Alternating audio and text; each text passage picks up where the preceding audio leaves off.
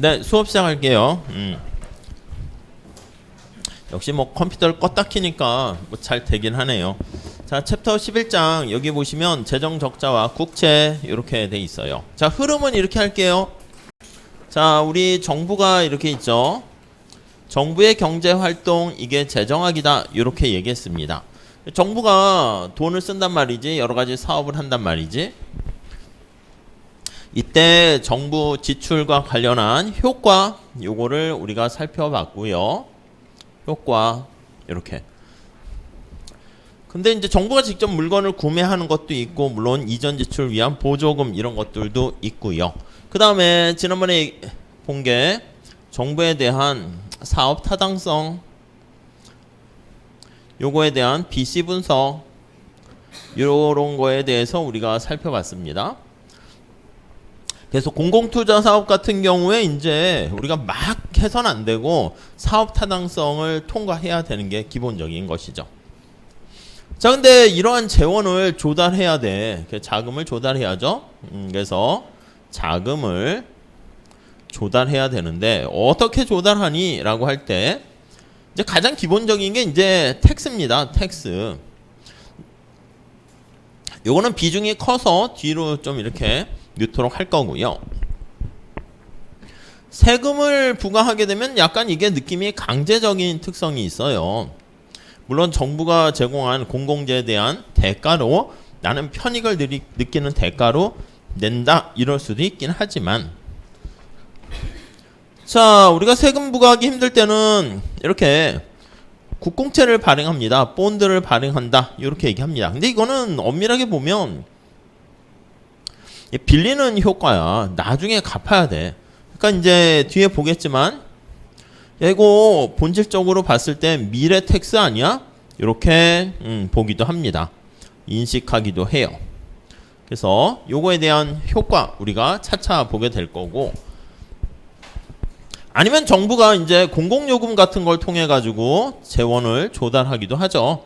이게 비중은 크지는 않습니다. 전기, 가스, 수도 등등등 이렇게요. 그래서 요거는 다음 챕터에서 배울 거고, 그래서 이번 챕터에서는 요 국공채와 관련한 효과 요거를 보려고 합니다. 근데 얘도 이제 텍스고 이것도 텍스고 이거는 비중이 별로 크지 않고, 그래서 우리가 얘기할 때는요 이걸 툭 묶어서 같이 텍스라고 얘기할 거야. 그러니까 여기 말하는 텍스는 세금은 세금인데 지금 현재 조세다 이렇게 보시면은 얘는 느낌이 미래 조세, 그러니까 합쳐서 텍스가 되겠죠. 자, 그래서 정부가 우리가 본 것처럼 돈을 썼는데 이게 들어오는 것보다 적게 쓰거나 아니면 더 많이 쓰거나 이렇게 같이 쓰거나 이렇게 되는 경우가 세 가지가 있을 텐데, 우리가 이 경우 있잖아. 들어오는 재정 수입보다 쓰는 게 더 큰 경우, 이게 이제 적자 재정이다 이렇게 얘기하죠. 근데 이 적자 재정이 만연돼 있어요. 어쩔 수가 없어. 그래서 이제 그런 문제들, 재정 적자와 관련한 문제들 우리가 얘기를 하려고 합니다. 자, 그래서 우선 첫 번째 거기 나와 있는 것처럼 건실한 정부랑 균형 재정 나와 있는데, 요게 이제 사실은 그냥 가장 밸런스가 맞는 거 아니겠습니까? 우리 개인도 그렇고 기업도 그렇고 정부도 마찬가지입니다. 그래서 이런 경우가 우리가 균형 재정이다 아니면 재정 균형이다 이렇게 얘기를 할 건데요. 이걸 우리가 이제 건실하다 이렇게 얘기할 거예요. 건실한. 그래서 건실한 재무 구조가 여기 나와 있는 균형 재정을 얘기할 거예요. 그래서 1번에 보시면 파란 색깔로 건실한 정부는 균형 재정이 바람직하다. 근데 비상시가 발생할 수도 있지. 그래서 2번에 나와 있는 것처럼 또 건실한 뿐만 아니라 정부의 역할이 좀 커졌어. 그러다 보니까 이렇게 적자 재정을 잠시 운영할 수도 있어요. 그래서 정부 지출과 텍스를 잘 조정을 해서 경제를 안정화시키는 그런 방법을 기능적 재정이다 표현을 합니다. 자, 그런데 요즘 상황은 어떻게 된다? 적자 재정이 좀 더 일반적입니다. 예, 건실하지만 현실에서는 이게 좀 현실에서 이게 만연되어 있습니다. 이게 당연합니다. 우리나라뿐만 아니라 미국도 그렇고 미국 정부 국가 부채 뭐 이런 것들 엄청 누적되어 있는 거 아실 겁니다. 자, 그래서 최근에 많은 국가는 만성적인 재정 적자에 시달리고 있는데 거기 보시면 2번 우선 쓰는 게 많아서 그렇지. 예. 그리고 어떻게 해결할 거야? 그럼 쓰는 걸 줄여야 되는데 그래서 약간 시장을 강조하는 그게 고전학파에 가까운 얘기고 미국 정부로 따지면 약간 공화당에 가까운 거야. 정부 개입하지 말고 작은 정부 하면서 약간 민주당은 정부가 역할을 좀 할 일이 많으니까 이렇게 좀 확장 측면이면 뭐 오늘날은 다 정부의 역할이 팽창하는 거 알고 있습니다. 근데 그 가능한 한 정부 지출을 줄이려면 어쩔 수 없지. 세금을 깎아줘라 또 그렇게도 얘기합니다. 그러니까 아이고 자꾸 살찝니다. 그럼 뭐야? 살 빼는 게 아니라 덜 먹어야 되는 당연한 얘기죠. 그래서 아무튼 현실에 만연돼 있으니까 이 재정 적자 자꾸 누적된다고. 이거 어떻게 해결할 거야? 그러면 결국에는 정부 지출을 줄이고 아니면 세금을 올려라. 뭐 이렇게 얘기하는 건데 세금 올리는 걸 싫어하니까 됐어. 세금도 줄이고 그럼 이제 쓸 돈도 없잖아. 그럼 정부 지출도 줄어들지 않겠어? 이렇게도 주장하기도 해요. 자, 근데 이번에 보시면 특히 복지 관련 해가지고 복지 관련 지출 비용이 크죠. 관련해서 지출 비중이 커진다. 고령화, 저출산, 뭐 이거 우리 많이 봤었죠. 그러니까 이거 문제에 대해서 뭐 지금도 늦었지. 뭐 한 20년 전부터 경제학 교수들이 많이 이렇게 외치긴 하는데 뭐 귀뚱으로 안 듣다가 이게 당장 닥치는 문제는 아니니까. 근데 이제는 당장 닥치고 있습니다. 자, 그래서 거기 보시면 아니 이게 돈이 재정 적자가 심해지니까 세금 부담하기 힘들면 어떻게 한다? 지금 얘기한 것처럼 빌리는 거예요. 그래서 방법은 요거 복지 관련 비중이 커지니까 이게 거기 3번에 있는 것처럼 본드를 발행해요. 국채 발행을 해가지고 거기 보시면은 국채 발행을 통해서 이거를 좀 충당하려고 합니다. 요거에 대한 문제에 대해서 살짝 보려고 해요. 자, 근데 이러한 현실 측면에서 재정 적자가 자꾸 심해지는데 밑에 3번에 보시면 헬러라는 교수는 야 이거 쉽지 않겠다. 그래서 정부 부분의 미래가 암울하다. 우리가 챕터 1장에서 본 적이 있을 겁니다. 그래서 쉬운 일은 아니다라는 거 보시면 되겠습니다. 그래서 만연되어 있어서 해법이 어려워. 이렇게 뭐 탈출구를 찾기가 이제 어렵다. 이렇게 보시면 되겠습니다. 자, 그래서 우선 요 정도 인트로로 보고요. 그 다음 우리의 관심사는 국가 채무의 크기와 재정 적자와 관련해서 요걸 한번 볼게요. 재정 적자 관련해서 한번 볼 건데 첫 번째 뭐냐면 아니 우리가 주로 발생하는 게 인플레이션. 1번에 보시면 인플레이션이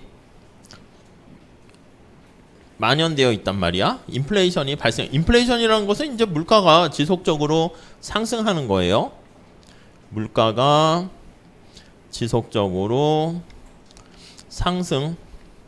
근데 경제가 우리가 성장하게 되면 물가는 당연히 높아지는 게 당연합니다. 근데 그게 더 빠르게 상승하니까 문제가 되는 거예요. 무슨 말씀인지 아시겠어요? 그래서 인플레이션은 아니 우리가 몸이 커지게 되면 피가 많아져야 되니까 물가는 올라가는 게 당연해. 근데 증가하는 속도가 빨라지니까 그게 문제가 된다. 이렇게 보시면 될 것 같고요. 자, 우리 경제 원론 시간에 좀 설명드리긴 하는데 1970년대 있잖아요. 이거 완전 옛날이 돼버렸어. 이때 4년제 대학의 등록금이 보니까 20만 원이었어요. 뭐 짜장면 가격은 뭐 500원도 안 되고 뭐 거의 지금은 뭐야 거의 한 10배 이상 올라가는 거죠. 그러니까 뭐 등록금이 얼마야? 뭐 3,400 됩니까? 모르겠네. 아무튼 2023년 이렇게 된 거죠. 여러분 우리가 인플레가 발생하게 되면요 어떤 사람이 이때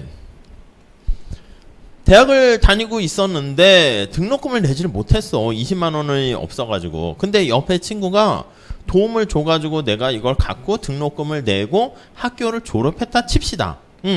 근데 이때만 해도 사람들 만나기가 되게 어려웠어요. 그래서 여러분들은 상상이 안 가지만 전화도 없고 뭐 컴퓨터도 없고 뭐 이런 것도 아무것도 없던 시대이기 때문에 전화도 몇몇 집만 있고 이런 상황이니까 친구들과 약속할 때, 그러니까 옛날 영화 보면 그런 거 있잖아. 성균관대학교 정문에서 언제 만나요? 하고 뭐 눈 오는 날 만나요 했는데 그걸 잘못 알거나 이러면 영원히 못 만나는 거야. 요즘은 전화해가지고 너 왜 안 나타나? 하고 뭐 이렇게 하거나 그럴 수도 있는데 남녀 사이에도 아련한 그거 엇갈리는 뭐 아무튼 그런 상황이 발생할 수도 있긴 하겠죠.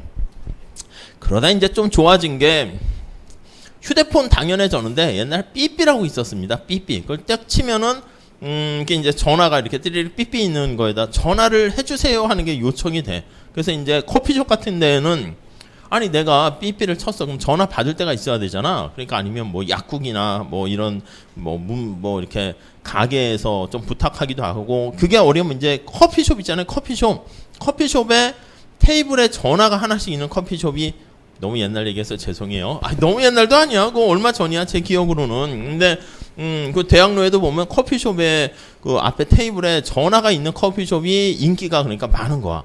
친구랑 만나려면 삐삐를 쳤어. 그럼 전화를 받아야 되잖아. 어디로 와 이렇게 통화를 할 수 있는. 이때만 해도 당연히 없었지. 네, 덕분에 친구 덕분에 이렇게 해서 대학을 졸업했어. 어이구 나이가 2023년 되면 어떻게 됩니까? 이때 대학생이면 벌써 나이가 거의 환갑 가까이 이렇게 된 거 아니겠습니까? 거의 50년이 흘렀네. 70세 돼서 아이고 해가지고 친구 만났어. 인데 다 이제 휴대폰 쓰고 하니까 동창회 모임을 여러분도 하시게 되겠지.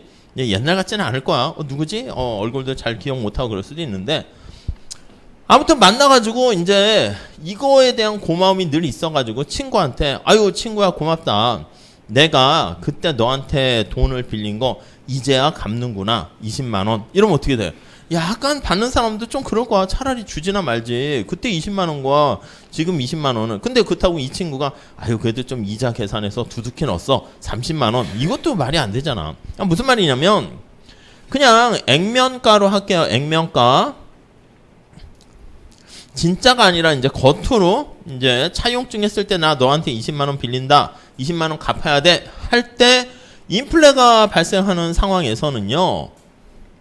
여기 1원의 가치가 물가가 상승하는 거니까 떨어지는 거야. 그때 20만 원과 지금 20만 원 완전히 다르지. 근데 20만 원 갚으면 어떻게 돼요? 돈을 빌리는 사람 채무자라고 해요.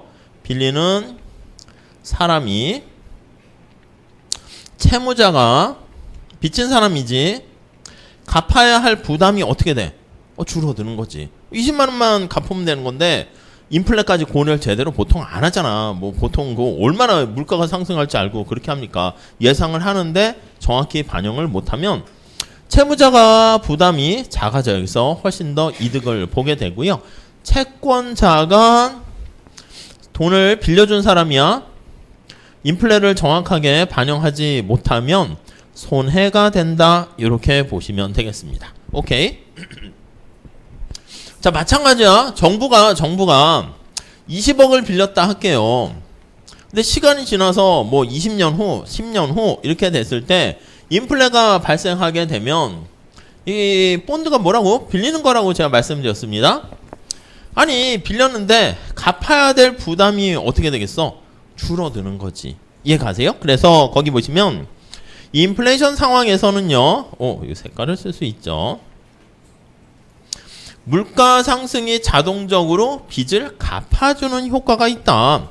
국민에 대해서 국민한테 빌린 거야. 정부가 국민한테 돈을 줄 때 20만 원 이렇게 주면 국민보다는 정부 입장에서 혜택이 더 커지게 되는 거 알 수가 있게 됩니다. 뭐 그거 하나 보시면 되겠습니다. 그래서 이제 뒤집어 얘기하면 인플레이션 텍스도 비슷한 얘기입니다. 그래서 인플레이션이 발생하게 되면 인플레이션은 화폐를 가지고 있는 사람을 가난하게 만들어 주기 때문에 인플레이션 텍스다. 이렇게 얘기를 해요. 그렇게 보시면 되겠습니다. 자, 그 정도 보시고 이 표 오른쪽 거는 그냥 넘어가세요. 넘어가시고 이 정도만 보시면 충분합니다. 다음에 이자율 변동의 효과. 자, 사실 가격 변수는 경제학에서 다 동일합니다. 물가, 인플레이션이지 물가 상승, 임금, 그리고 이자율, 환율 다 비슷한 건데 이자율이 상승하는, 이거는 물가가 상승하는 거지. 이자율이 상승하는 효과, 이렇게 한번 보도록 할게요. 자, 그래서 거기 한번 보시면 정부가 발행한 국채 액면가가 불변, 이렇게 있다라고 할게요. 자, 여기 보시면 정부가 이렇게 본드 이렇게 있어요. 자, 이거를 그냥 우리가 가격이 1,000원이라 할게. 1,000원 이렇게. 그럼 이 얘기는 뭐냐면 액면가가 1,000원이라고 박혀 있으니까 화폐 가치로 따지면 1,000원의 가치가 있는 거야. 내가 요거를 구입하잖아. 그럼 여기서 얼마 이자를 받게 되는지 여기 써요. 그래서 100원 이렇게 받는다 할게. 요게 이제 만기가 3년짜리라 할게. 그럼 이러한 국채를 내가 보유하게 되면 보유시 이걸 딱 가지고 있어. 그러면 1년 후에 100원을 받고요. 그럼 1년 후에 이렇게 할까요? 이렇게 100원을 받고요. 그 다음에 2년 후에 100원을 받고요. 3년 후에 100원 하고 여기 원금을 이제 갚는 거야. 그래서 1,000원 이렇게 받는다 할게. 뭐 대충 보세요. 대충. 자, 그러면 내가 이 1,000원에 대해서 요 100원씩 받게 되는 거는 이제 정해져 있는 거예요. 요렇게. 그러면 1,000원에 대해서 100원씩 받는데 요거는 이자율이 그럼 어떻게 돼요? 1,000원 대비 100원 요런 꼴이잖아. 이 10% 아니겠습니까? 그러니까 0.1 10% 곱하기 100 뺄게요. 10% 이렇게요. 그럼 내가 이렇게 100원을 받게 되는, 그리고 나중에 원금을 1,000원을 받게 되는 이런 국채를 갖고 있으면 수익률이, 이자율이 10%다 이렇게 보시면 돼요. 근데 만약에 이 국채를 내가 구입을 하는데 본드의 가격이 이거를 500원에 샀다라고 할게요. 500원에 국채 가격이야. 국채 가격이 시장에서 500원에 내가 구입을 했어. 근데 500원에 샀는데 이거는 정해져 있다니까. 100원, 100원, 100원, 1,000원 이렇게 받는 거야. 근데 이거를 싸게 샀잖아. 이자율이 얼마야? 여기 보시면 100원 받는 건 그대로인데 500원 대비 100원 이렇게 되니까 이렇게 올라가게 되면 이때는 이자율이 여기 나와 있는 것처럼 500원 대비 100원 이렇게 돼서 20% 이렇게 됩니다. 자, 그래서 우리가 가장 심플하게 생각할 수 있는 것은 국채 가격이 하락했어요. 1,000원이었잖아. 1,000원에 거래가 되고 있었는데 1,000원짜리가 1,000원 박혀있는 요게 1,000원에 거래가 되고 있었는데 500원에 구입을 해서 국채 가격이 하락하면 이자율은 10%에서 20% 올라갔다 이렇게 보시면 돼요.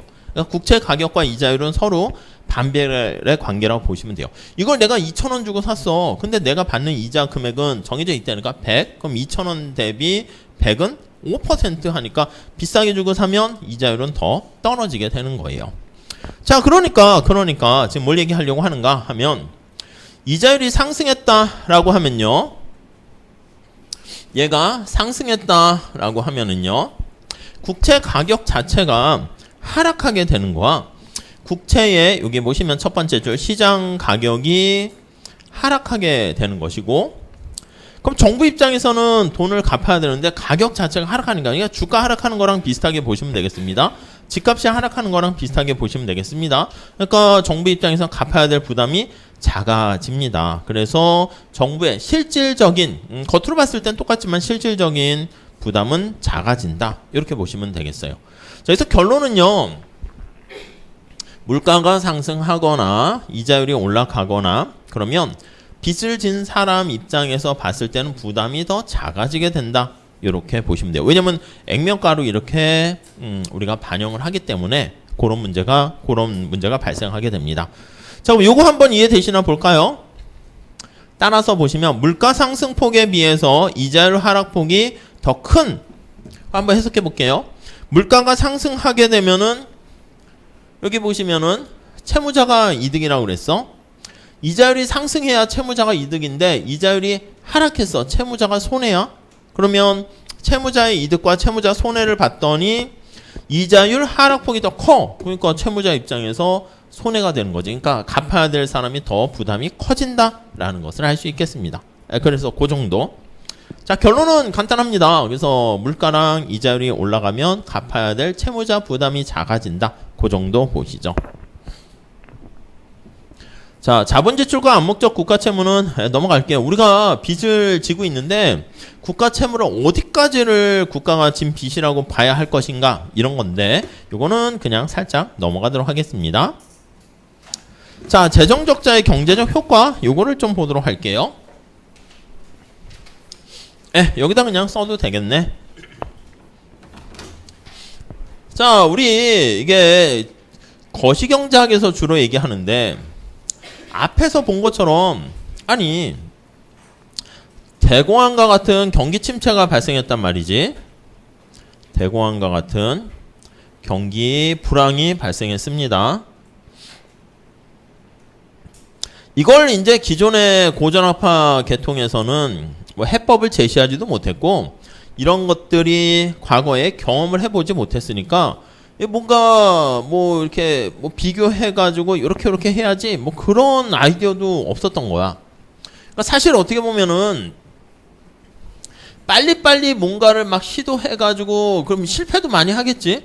빨리빨리 여러 번 실패하는 것도 괜찮습니다. 그래야지 거기서 또 배우는 것도 있거든. 그러니까 이제 물론 실패했는데 뭐 떨어지고 좌절했는데 일어나지 못하면 문제인데 이게 좀 더 어렸을 때는 일어나기가 좀 더 쉬워. 주위의 도움도 많이 받을 수 있고. 여러분 생각해봐. 내가 초등학교 때 시험을 좀 뭐 몇 개 많이 틀렸다. 그게 뭐 그렇게 대수입니까? 인생에서 보면. 중학교 때 틀렸다. 뭐 그냥 뭐 그렇습니까? 고등학교 때 내가 생각했던 거보다 뭐 영어랑 이거 점수가 틀렸어. 아이 뭐 재수하면 되지. 뭐 별거 없지. 그러니까 대학교 때 학점 좀 낮았다. 아이고 뭐 재수강하거나 뭐 그러면 되지 뭐. 요즘 같은 경우 뭐 학점 좋다고 취업이 잘 되는 것도 아닌 것 같아요. 그러니까 우리가 봤을 땐 되게 그 당시에는 크게 생각했던 게 길게 놓고 보면 별거 아니거든. 그러니까 빨리빨리 뭔가를 해서 그런 경험을 많이 습득한 사람이 또 거기서 배우는 것도 있어야지. 그것도 개인의 역량이라 할 수 있겠지. 근데 고전학파는 그 전에 이런 전대미문의 대공황을 겪어보지 못했기 때문에 이거 뭐 어떻게 해결할 수 있는 방법이 없어요. 아담 스미스처럼 야 가만히 있어. 가만히 있어. 이렇게. 그럼 뭐가 돼? 시장이 알아서 해결해 줄 거야. 근데 시장이 지금 망가져 있는 거야. 보이지 않는 손이. 이때 이제 등장한 사람이 케인즈 아니겠습니까? 존 메이나드 케인즈가 등장해서 내가 해법을 제시해 줄게. 해법이 뭔데? 야, 정부 뭐 하냐? 이렇게. 정부가 적극적으로 개입을 해라. 이렇게 얘기를 하게 되는 거예요. 왜? 인식 자체도 달랐습니다. 고전학파는 이제 옛날 경제학이잖아. 그래서 수요와 공급이 있으면 닭이 먼저냐 달걀이 먼저냐 뭐가 먼저인지 잘 모르겠지만 공급을 중시 여겼어요. 공급이 있으면 우리가 GDP 할 때 뭐 아마 하신 분들은 기억나시겠지만 노동과 자본을 통해서 뭔가 공급하고 생산하잖아. 생산을 하면 그에 따른 대가를 받게 되니까 내가 그 돈을 가지고 구매할 수 있는 구매력이 또 생긴다고. 내 일을 자체를 안 하면 소득이 안 생기니까 그걸 갖고 뭐 구매할 수 있는 능력도 없는 거지. 근데 그러니까 공급이 있으면 당연히 수요는 따라온다 이런 얘기고. 그래서 우리가 늘상 그렇잖아. 어떻게 하면 생산을 많이 할 것인가. 아니 역할을 나누고 자기가 특화, 분업 이걸 통해서 교환을 해야 된다. 이게 아담 스미스의 어떤 국부론의 원리가 됩니다. 국가 간의 무역도 하고 이렇게. 근데 케인즈가 있었던 대공황은 케인즈는 그렇게 안 보는 거야. 야, 당시에 공급이 부족해서 문제가 됐냐? 여러분 생각해봐. 코로나 사태가 발생했을 때 경기 침체가 오고 막 이러는데 코로나가 무슨 뭐 이게 태풍이 분 것처럼 공장이 폭파되고 전쟁이 일어나고 이런 겁니까? 아니잖아. 그대로 가만히 생산 능력은 있었는데 거리두기 이런 것 때문에 사람들이 물건을 사지 않고 모임을 안 하고 하다 보니까 자영업자나 기업이나 다 힘들어지는 거지. 그러다 보니까 이제 구조조정을 하면서 실업자가 많아지게 되고. 그러니까 케인즈는 당시에 대공황의 발생 원인이 수요가 부족해서 발생한 거다. 그래서 수요를 중시 여기게 됩니다. 그러니까 약간 관점이 완전히 다른 거야, 두 개가. 물건을 사겠다는 이 수요는 어떻게 구성되는데 이거를 총수요라고 표현을 하죠. 더 깊이 들어가진 않을 거예요. 그래서 총 수요는 어떻게 구성됩니까? 라고 하면 뭐 aggregate demand 이렇게 보시면 되는데 이게 나중에 이제 수요가 있으면 공급은 저절로 따라온다. 이런 식입니다. 그래서 C, I, G, 순수출 이렇게 되는 거죠. 자, C가 소비, 지출, 수요. 처음에 그냥 다 이렇게 붙여서 머릿속에 암겨두시면 좋겠습니다. 그리고 이거 투자, 인베스트먼트고요. 지출, 수요. G는 정부, 지출, 수요 이거야. 정부, 지출, 수요. 공급이 백날 있으면 뭐해? 물건을 살 사람이 없으면 아무 의미가 없잖아요. 맞는 얘기인 것 같기도 해. 어떻게 보면. 이건 순수출입니다. 수출 빼기 수입. 이렇게. 아니 어떤 아이돌 가수가 팬들이 존재해서 제가 존재합니다. 아니 입 빨린 소리가 아니라 맞는 얘기지. 자기가 막 노래했는데 아무도 없어. 그러면은 뭐 의미 없는 거 아니겠습니까? 지난번에 축제 보니까 우리 끝나고 가다 보니까 쌓이니까 사람들이 막 아침부터 줄 서 있지. 제가 공연합니다. 그러면 누가 오겠어. 저와 여러분들이 같이 수업 듣는 누가 오겠어. 쟤는 왜 저래? 하고 아무도 안 온단 말이야. 의미가 없는 거지. 그러니까 이제 어떻게 보면은 그러니까 현실에선 둘 다 맞아요. 둘 다 맞는데 대공황이라는 특수한 그런 상황은 공급이 중요한 게 아니라 수요가 중요하다. 케인즈는 그렇게 얘기했는데 아니 그럼 수요 왜 살려는 사람이 없어진 거야? 코로나랑 비슷하게 생각해 보시면 뭔지 모르겠는데 미래가 불안한 거야. 미래가 불안하면 여러분 어떻게 허리띠 졸라매고 좀 뭔가 이렇게 더 긴장해야 되지 않습니까?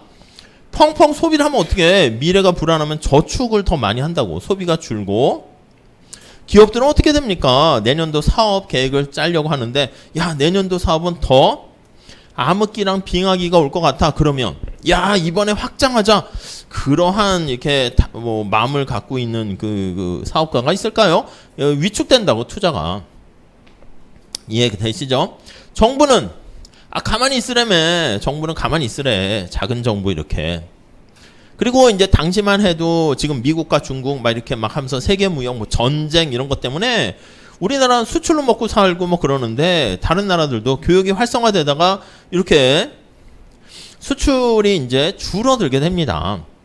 아니 예를 들면 삼성이 스마트폰을 팔려고 하는데 지금 막 세계 경제가 안 좋고 이렇게 되면 아니 우리나라 국내 시장의 그 수요가 다 충족을 못하지. 해외로도 나가야 되는데 수출이 줄면 아니 이게 이권이 성립해야 되잖아. 그래서 이쪽이 이렇게 내려앉으면 수요가 줄면 당연히 공급도 줄어요. 재고가 쌓이고 안 팔리고 이렇게 돼서 악순환이 발생하는 거지.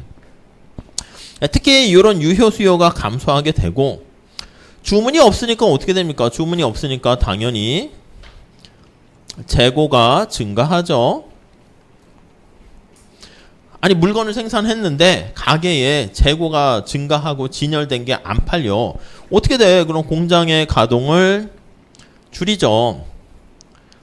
공장의 가동률을 줄입니다.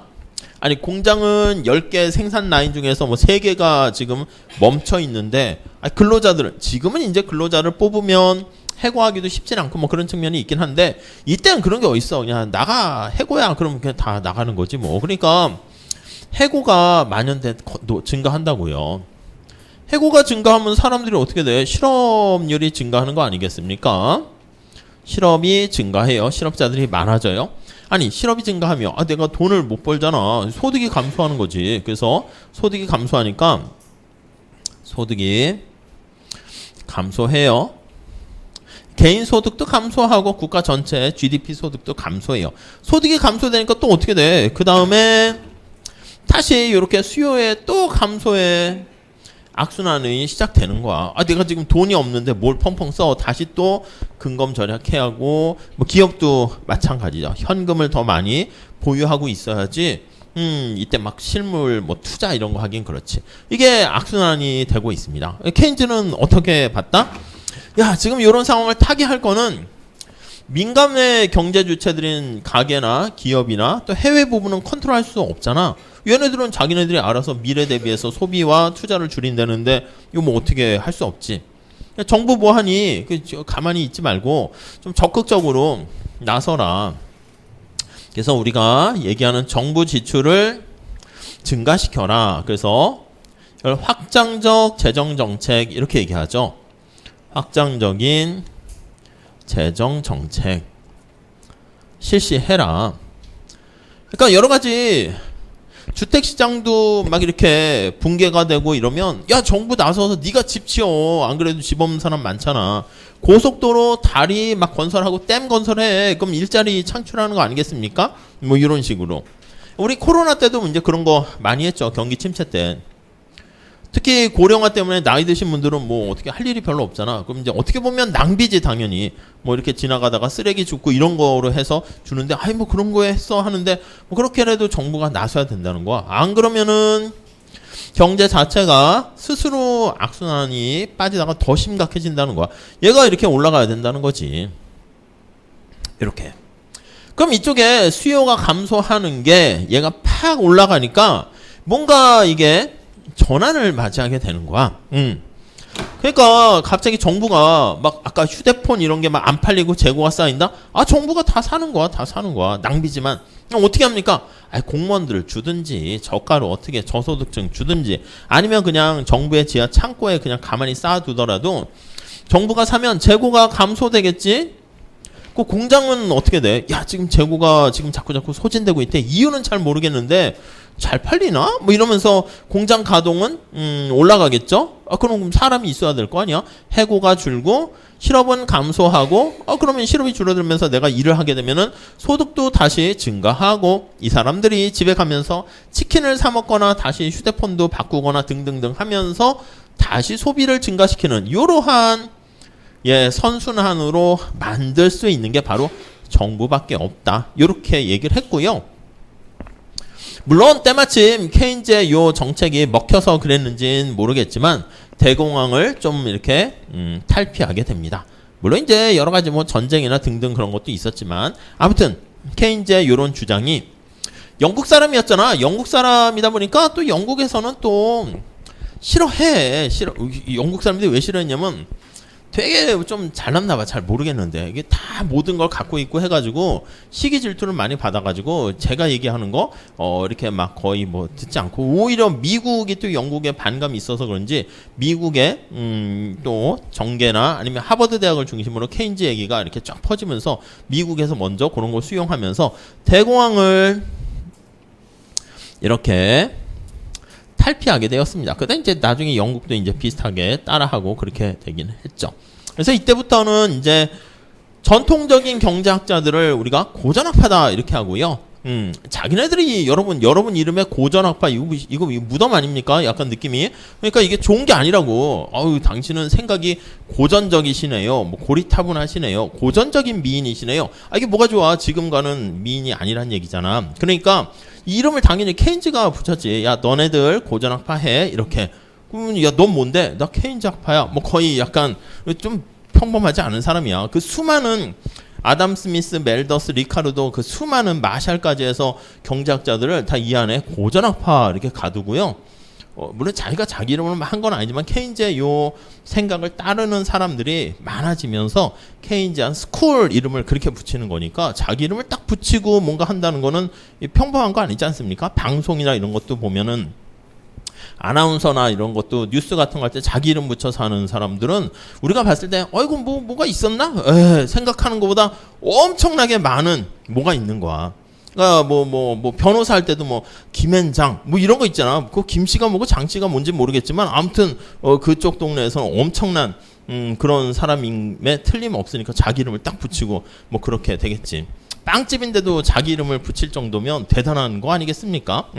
아무튼 케인즈는 그래서 따르는 사람들이 많아서 케인즈 학파 이렇게 됐고 그 이후에 케인즈의 아이디어를 받아들여서 정부가 이렇게 적극적인 경기가 침체되면 확장적인 재정 정책을 쓰고 자동차 운전할 때 엑셀과 브레이크를 잘 밟으면 돼. 차가 이렇게 좀 잘 안 가면 언덕길을 가면 엑셀을 세게 밟으면 차가 어느 정도 가고 지나치게 내리막길이면 어떻게 돼? 과열되면 그때는 브레이크를 밟는 거지. 정부 지출을 줄이고 반대로 세금을 많이 좀 부과하게 되면 그러면 이렇게 경제가 이렇게 호황과 불황이 반복되는 거를 이게 시간이야 시간.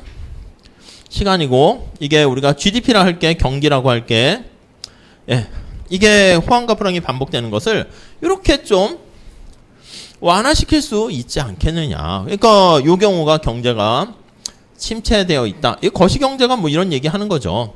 침체시는 정부가 이렇게 기름을 붓는 거야. 그리고 안 그래도 지금 사람들이 경기 침체로 힘든 상황인데 여기서 세금을 막 거두면 안 되겠죠. 오히려 세금을 깎아주는 거야. 감세 감면을 해줍니다. 경제가 지나치게 과열이 돼 있다라고 하면은 이때는 정부 지출을 줄이고 텍스를 이렇게 증가시켜서 이거를 좀 안정화시키는 그런 방법. 이게 앞에서 봤었던 기능적 재정 정책이다. 이렇게 보시면 되겠습니다. 자, 여기서 우선 첫 번째 보시면 이 총수요에 미치는 영향 그거에 대해서 보는 건데 케인즈는 지금 얘기한 것처럼 정부 지출을 증가시키려고 해. 세금 거두면 돼요? 안 돼요? 안 되지. 그러니까 오히려 세금을 깎아야 되는 거지. 세금을 깎고 정부 지출을 늘리려고 하는데 돈이 없어. 어떻게 해요? 공공요금을 올린다? 이러면 안 됐지. 지금 안 그래도 서민들 힘들고 막 근데 전기, 수도요금 막 할 수 없으니까 이 본드를 발행하는 거야. 국채를 발행하는 거야. 여기 빌리는 거지. 빌리는 거지. 늘상 그렇습니다. 나중에 갚아야 되긴 하는 건데 예, 빌리는 겁니다. 자, 여기서 이렇게 정리를 한번 해볼게요. 이거 좀 지울게요. 지우고 여기도 지울게요. 지우고 여기도 지울게요. 다 지우네. 이러려고 그러진 않았는데 자, 그래서 우리가 첫 번째 고전학파는 그냥 가만히 있어 이렇게 생각을 하는 게 고전학파 이렇게 되는 겁니다. 케인작파는 수요가 중요하다 생각을 하고요. 그리고 수요가 중요한 거 공급보다 중시하게 되는 것이고 그리고 정부가 적극 개입하는 거 큰 정부 이렇게 보시면 되겠죠. 큰 정부. 네, 그래서 정부가 적극적으로 개입하는 거야. Y라고 쓸게요. 예, 국민소득 이렇게 GDP 이렇게 할게요. 수요가 있으면 공급이 따라와서 이 국민소득 이렇게 되고 구성 내역이 어떻게 됩니까? 하면 앞에서 본 것처럼 C, I, G 이렇게 예, 순수처럼 뺄게요.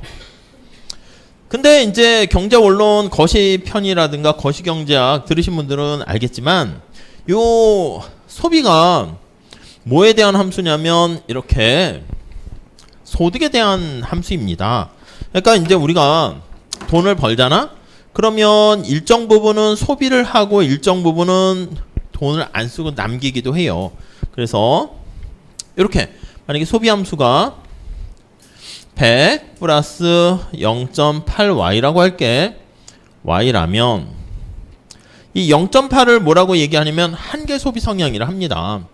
0.8이 요거 y로 미분합니다. 그러면 소득이 한 단위 증가했을 때 소비가 얼마나 증가하니? 그거야. 그러니까 소득이 100만원 증가하면 80만원은 소비하고 20만원은 안 쓰고 저축을 한다는 거죠. 그래서 이걸 뭐라고 하냐면 MPC 한계 소비 성향 이렇게 얘기합니다.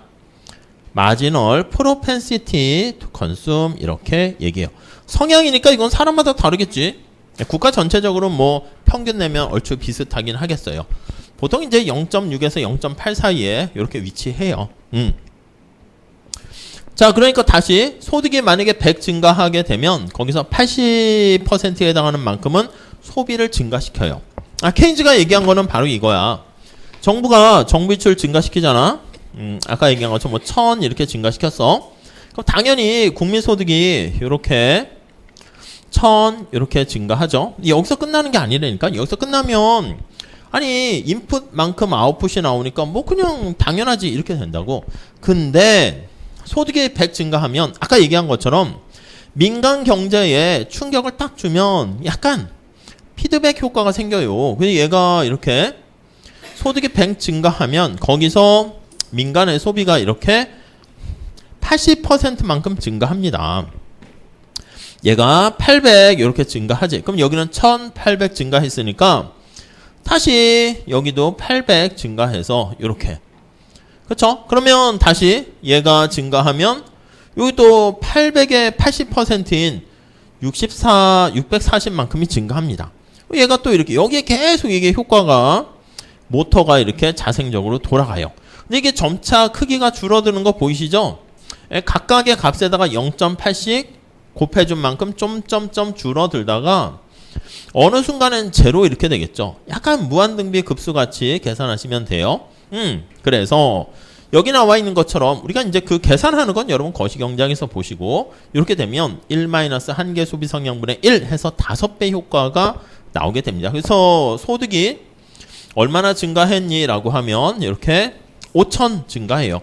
정부 지출이 기존에 있던 거에서 1000만큼 이렇게 증가했죠. 자, 그러니까 여기에 나와 있는 것처럼 정부 지출이 1000을 증가시켰는데 국민소득 증가가 1000에서 끝나는 게 아니라 이 5배의 효과를 보게 됩니다. 이걸 뭐라 그런다? 이걸 승수효과다 이렇게 얘기합니다. 승수효과. 곱해진다는 거지 멀티플라이어입니다. 몇 배의 효과를 가져오게 된다. 이렇게 되는 거죠. 자, 그래서 케인즈는 그걸 강조하는 거야. 그래서 1번에 보시면 국채 발행을 통해서 세금을 깎아주면서 정부 지출을 증가시키면 몇 배 이상의 효과가 나타난다. 이렇게 보는 거죠. 근데 이제 고전학파도 이제 정부 가만히 있어 이 얘기는 좀 안 먹히고요. 그러다 이제 여기서 좀 변신을 합니다. 변신해가지고 당시에 이제 그 주류 경제학의 대부분은 케인즈 정부의 적극적인 개입을 강조하기 때문에 뭐 정부 개입을 아예 하지 말아라 이건 좀 너무 그래. 통화주의라고 합니다. 밀턴 프리드만을 중심으로 해가지고 우리가 지난번에 본 것처럼 정부의 역할이 확대되면 민간 부분을 위축시킨다는 거 봤습니다. 정부가 국방, 뭐 경찰 서비스 이걸 너무 많이 하거나 교육 관련해서 전부 다 정부가 나서서 하게 되면 민간 시장이 위축되는 거야. 위기시는 괜찮지. 사실 누구 말이 맞습니까? 그러면 누구 말이 언제나 맞다라고 하기보다는 위기시는 비상 상황이니까 케인즈 얘기가 좀 더 적합하고 경제가 정상적으로 갈 때는 위에 있는 게 좀 더 타당하다. 이렇게 얘기합니다. 그래서 이렇게 Y는 C, I, 이자율, 정부 지출 이렇게 할게요. 자, 그래서 이제 통화주의에 해당하는 학자들도 정부가 지출을 증가시켰어. 근데 민간을 바로 위축시키는 구축 효과도 되겠지만 우리가 저 국채를 봤으니까 본드를 발행해서 하는 걸로 생각해 볼게요. 본드를 발행했어. 재원을 조달한 거지. 국채를 막 발행하는 거야. 미국 국채를 막 발행해요. 미국도 돈이 없으니까. 자, 본드를 발행하게 되면 여러분 본드 공급이 많아지면 본드의 가격은 어떻게 됩니까? 하락하는 거 아니겠습니까? 본드의 가격은 하락해요. 국채의 가격은 하락해요. 물과 다이아몬드 생각하시면 되겠지. 왜 물의 가격이 그렇게 낮아집니까? 그 풍부하니까 그렇지. 본드가 시중에 많으면 본드 가격은 떨어져. 우리가 아까 뭐라고 했어? 본드 가격이 하락하면 이자율은 올라간다고 그랬지. 그래서 이자율이 올라가요. 이자율이 올라가게 되니까 이렇게 민간의 투자가 위축되는 거야. 그러니까 만약에 승수효과 이런 효과도 쭉 있는데 이쪽에서 투자가 위축되면 이 브레이크 역할을 하게 되는 거니까 얘가 증가하는데 그게 조금 증가합니다. 미미하게 증가한다. 그러니까 케인즈 네가 얘기하는 것처럼 정부 지출 증가가 몇 배 이상의 효과 보는 거 그건 좀 특수한 상황이고 어느 정도 안정적인 상태에 도달하면 이렇게 민간의 이자율의 상승으로 인해서 민간의 투자가 줄어들게 되는 요거를 구축 효과다 이렇게 이름을 붙이죠. 민간 부분이 위축되는 거야. 크라우딩 아웃 된다 이렇게 표현을 하는 것이죠. 네, 이렇게 보시면 되겠고요. 그게 통화주의자 구축 효과로 인해 가지고요. 총수요는 총수요에 별다른 영향이 없다. 요 정도만 보시면 되겠습니다. 자, 근데 그거 말고요. 이제 이게 좀 시대가 더 흘러가서 이렇게 됐는데도 이제 케인즈 학파랑 통화주의의 비중은 케인즈가 거의 뭐 8이면 통화주의 주장은 뭐 목이 많은 목소리로 그래 니네 말도 일리 있지 뭐 그런 거 있잖아. 그래서 뭐 그냥 들어주지 뭐 그 정도 했어요. 근데 새로운 시대가 이제 등장하게 됩니다. 그래서 새로운 시대가 등장하면서 new 이런 말이 들어가고요. 이 new라는 상황에서는 이제 사람들이 좀 똑똑해집니다. 그래서 합리적인 기대를 반영하게 돼. 그리고 이전에는 거시경제 같은 거 분석할 때가 좀 약간 두리뭉실 그런 측면이 있었는데 이때는 이제 조금 더 디테일하게 완전히 새로운 시대가 된 거야. 이쪽에다 할게요. 자, 여기 그냥 정리 지울게요.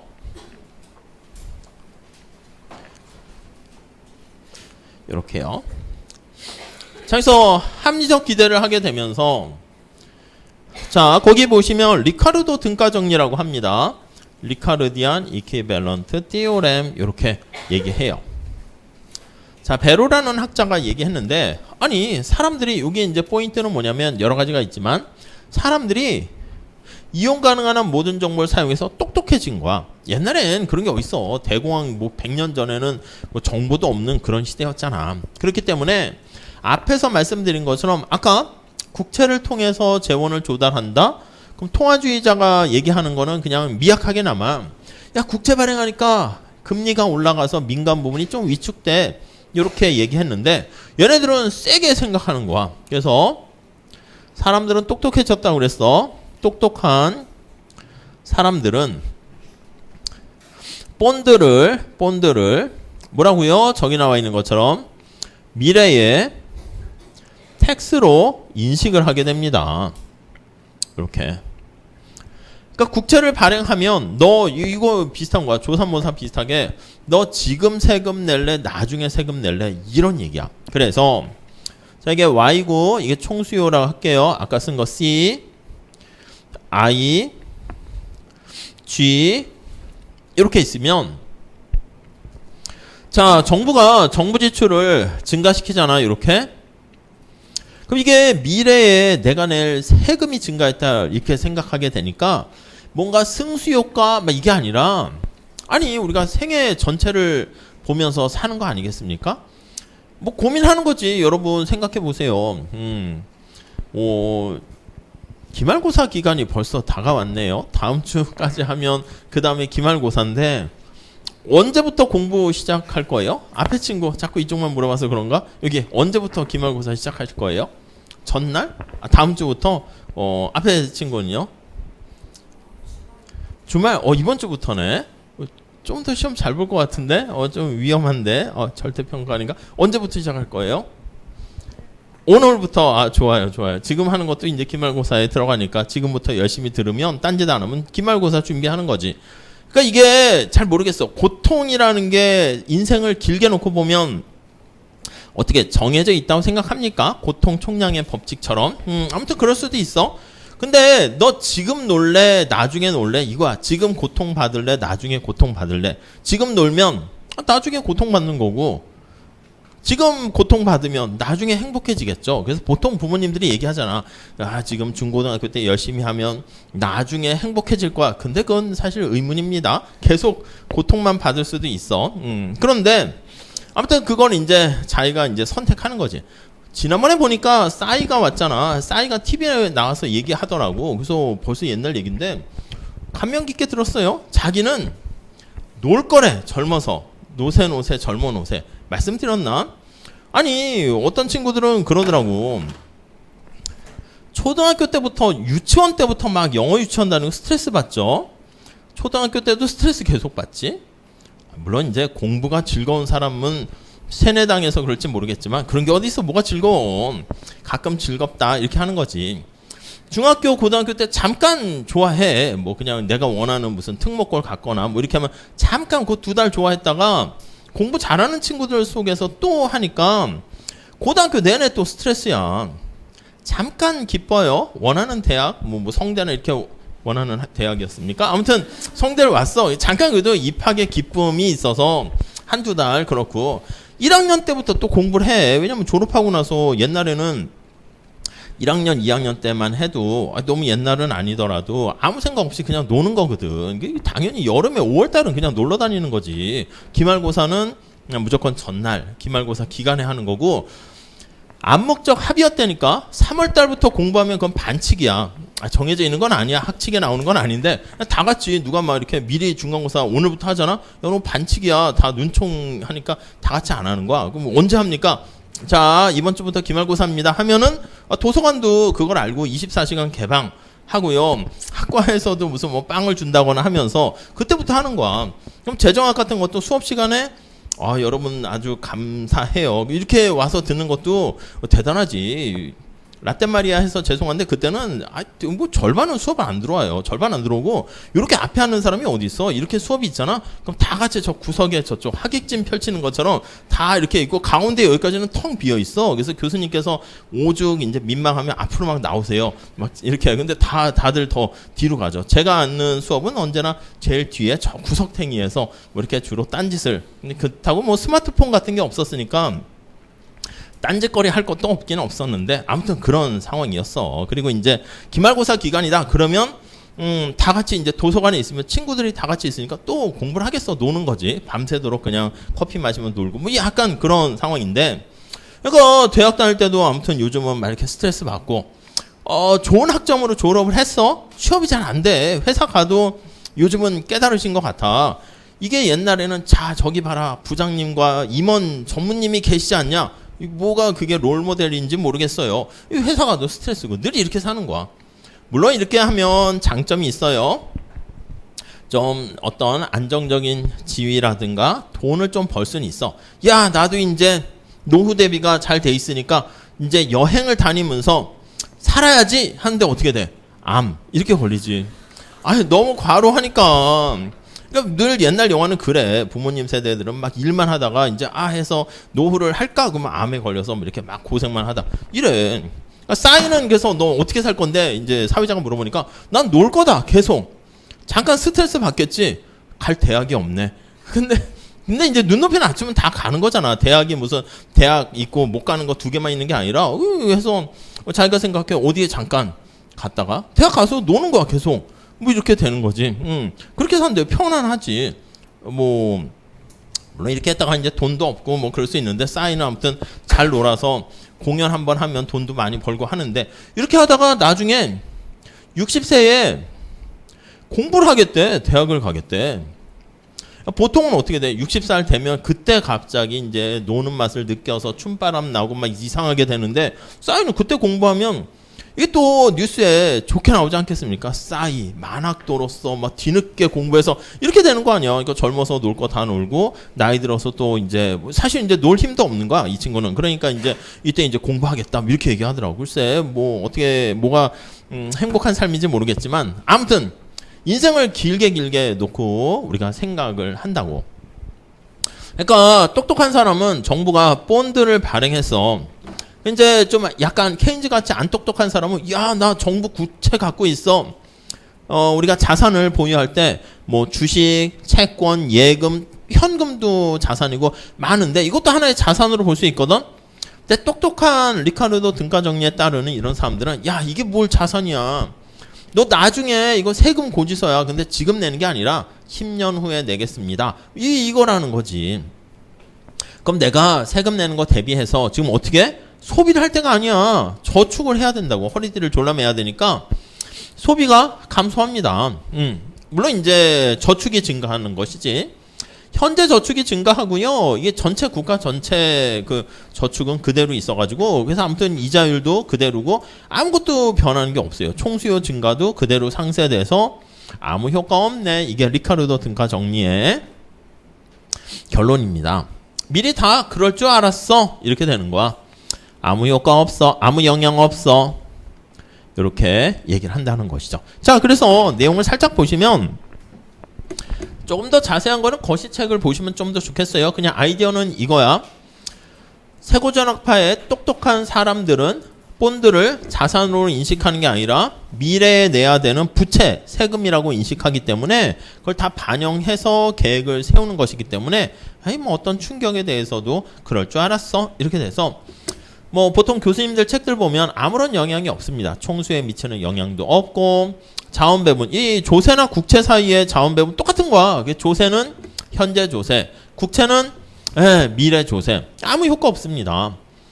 자, 그래서 계속 얘기하지만 아무런 효과가 없고 뭔가 기존에 했던 민간의 경제 주체들도 기존에 했던 거에서 갑자기 정부가 국채를 발행해서 뭘 하겠다 뭐 미리 다 반영됐으니까 나의 어떤 선택에는 아무런 또 영향이 없다 이렇게 보시면 되겠습니다. 그래서 급기야는 5번에 보시면 이자율 상승을 통한 이게 통화주의의 구축효과 얘기하는 건데 이자율 상승과 관련한 구축효과도 없고요. 아무 효과도 없다. 그 정도 정리를 하시면 되겠어요. 그래서 뭐 그런 것들은 거시경제학에서 좀 더 많이 살펴보게 될 것이고요.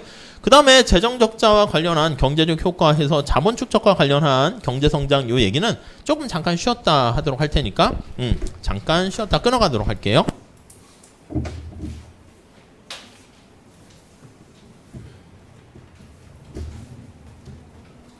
늦게 오신 분 출석 이름 알려주세요.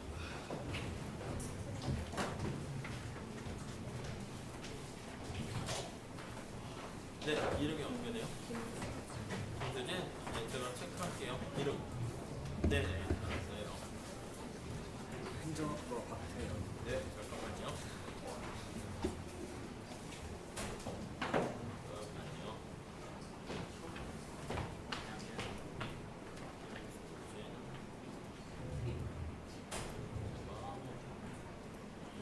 박태현. 예, 됐어요. 네. 최유진.